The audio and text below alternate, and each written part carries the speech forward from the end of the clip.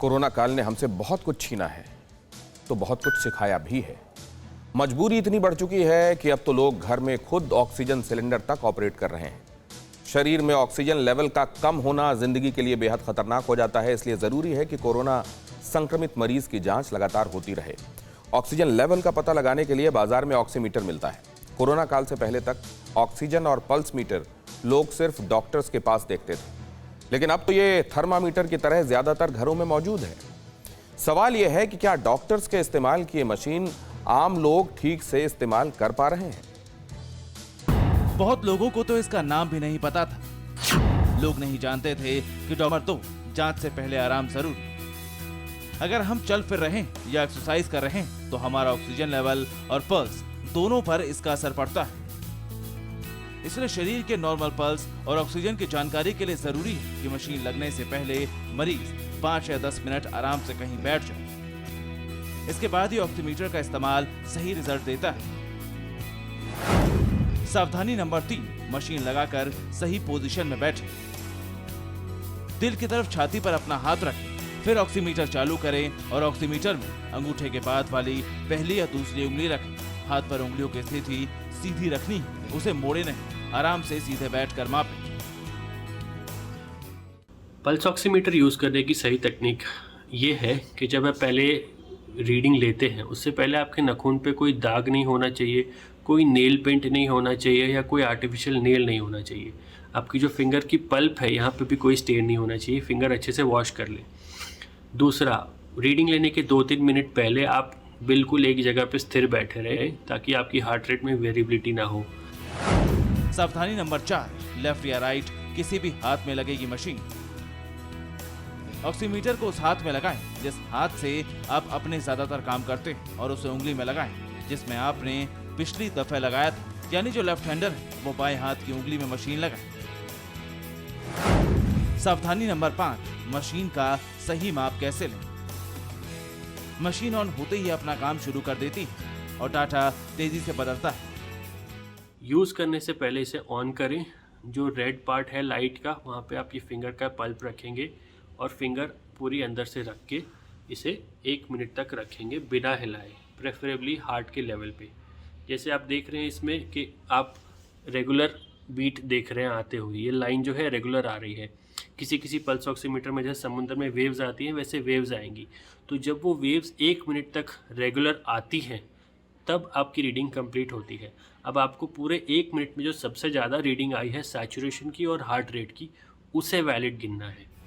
शुरुआत में उतार चढ़ाव हो सकता है, इसीलिए ऑक्सीजन लेवल स्थिर होने का इंतजार करें। जब तक रीडिंग स्थिर ना हो तब तक ऑक्सीमीटर को कम से कम 1 मिनट या उससे अधिक समय तक ऑन रखें, हाथ को स्थिर रखें।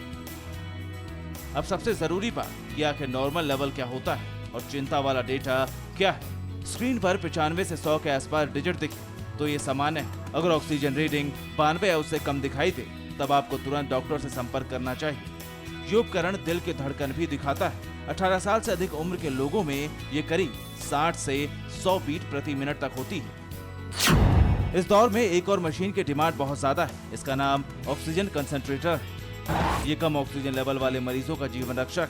अस्पताल में जगह ना मिले, ऑक्सीजन का सिलेंडर ना मिले तो ये मशीन घर में ही मरीज को ऑक्सीजन की सप्लाई देता है। लेकिन ये जरूर जान लीजिए कि गंभीर मरीजों के लिए फायदेमंद नहीं है। हवा में जो ऑक्सीजन होती है वो 21% ही होती है। नाइट्रोजन को और बाकी की जो गैसेस हैं उनको अलग कर ऑक्सीजन बनाने का काम ये मशीन करती है।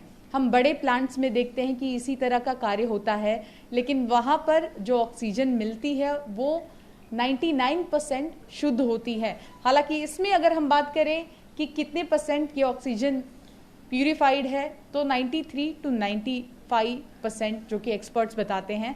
लेकिन जो माइल्ड सिम्टम्स के कोरोना के मरीज हैं, जो घर पर रह रहे हैं, जिनको ऑक्सीजन की बहुत ज़्यादा ज़रूरत नहीं है, अगर 85 से नीचे उनका ऑक्सीजन जाता है तभी लिक्विड ऑक्सीजन की ज़रूरत पड़ती है। अगर उससे ज़्यादा टेम्परेचर है और फिर भी सांस लेने में दिक्कत है तो ये मशीन कारगर साबित होती है। ये बहुत छोटे साइज की मशीन है, कहीं भी उठाकर इसे रखा जा सकता है। ये हवा में मौजूद ऑक्सीजन का इस्तेमाल करता है और मरीज के शरीर को ऑक्सीजन की सप्लाई देता है। कोरोना के हल्के लक्षण वाले मरीजों के लिए और खासकर जो घर पर आइसोलेट हैं, उनके लिए ये कारगर है। ये कारगर साबित इसलिए भी हो रहा है क्योंकि अस्पतालों में बेड नहीं है। माइल्ड सिम्टम के जो मरीज हैं उनको तकलीफ अगर है ऑक्सीजन की, तो इस तरह की मशीनों से वो अपने घर में ही अपना इलाज करा सकते हैं। साथ ही ऐसे दवाखाने जहां पर इस तरह के ऑक्सीजन सिलेंडर्स की अगर हम कहें तो उसे बार बार रीफिल करना पड़ता है, तो अगर ये पर्याय है और इससे जान बच सकती है तो ऑक्सीजन कॉन्सेंट्रेटर इन दिनों हम कह सकते हैं कि बहुत लोगों की जान बचाने में, खासकर माइल्ड सिम्टम्स वाले कोरोना के मरीजों की जान बचाने में मददगार साबित हो रहे हैं। जिन लोगों में घर में ऑक्सीमीटर और ऑक्सीजन कंसंट्रेटर मशीन, उनके लिए राहत की बात ये कि वो काफी हद तक मरीज को सही समय में ऑक्सीजन लेवल जानने के साथ ही मरीज को ऑक्सीजन की सप्लाई भी दे सकते हैं। कोरोना काल में दोनों मशीनें जीवन को बचाने वाली, इसलिए मुमकिन है तो आप भी इसे घर लें। शिवांगी के साथ ब्यूरो रिपोर्ट, TV9 भारतवर्ष। फिक्र आपकी, सोमवार से शुक्रवार रात 9 बजे सिर्फ TV9 भारतवर्ष पर।